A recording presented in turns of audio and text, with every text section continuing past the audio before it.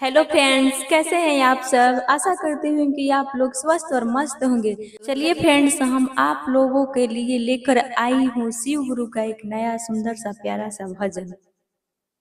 गौरा चल जानाई हरवा हमारा गाम नई खे। गौरा चल जानाई हरवा हमारा गाम नई खे। गाम नई खे हो कोई से काम नई खे। गाम नई खे हो कोई से काम नई खे। गौरा चली जानाई हरवा हमारा गाँव नई खे। तोहरा नई हरवा गौरा महाला दू महाला। तोहरा नई हरवा गौरा महाला दू महाला।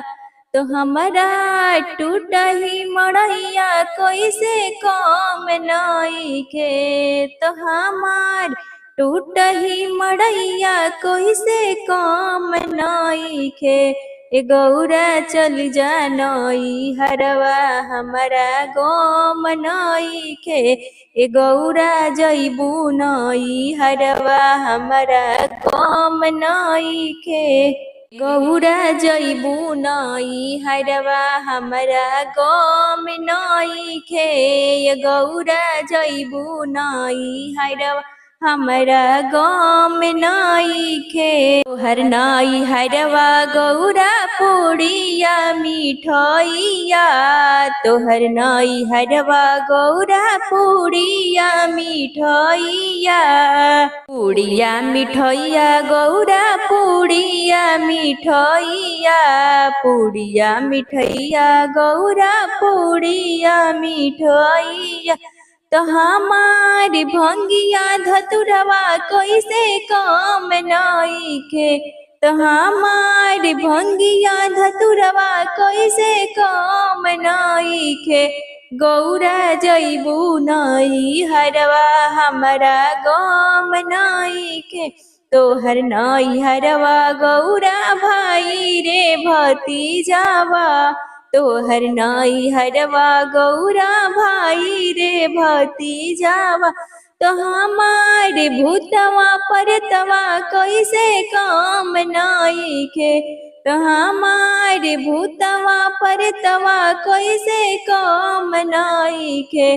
गौरा जैबू नई हरवा हमारा गाम नई खे।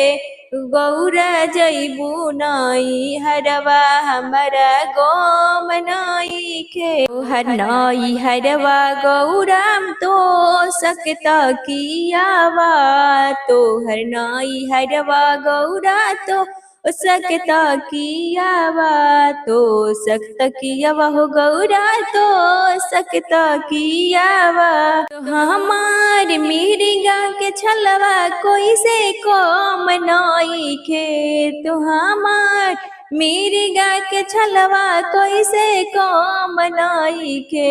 हो गौरा जैबू नई हरवा हमारा गाम नई खे। हो गौरा चली जा नई हरवा हमारा गाम नई खे। Thank you friends. अगर आपको यह वीडियो अच्छा लगे, यह गीत पसंद आए तो लाइक और सब्सक्राइब जरूर करिएगा। धन्यवाद।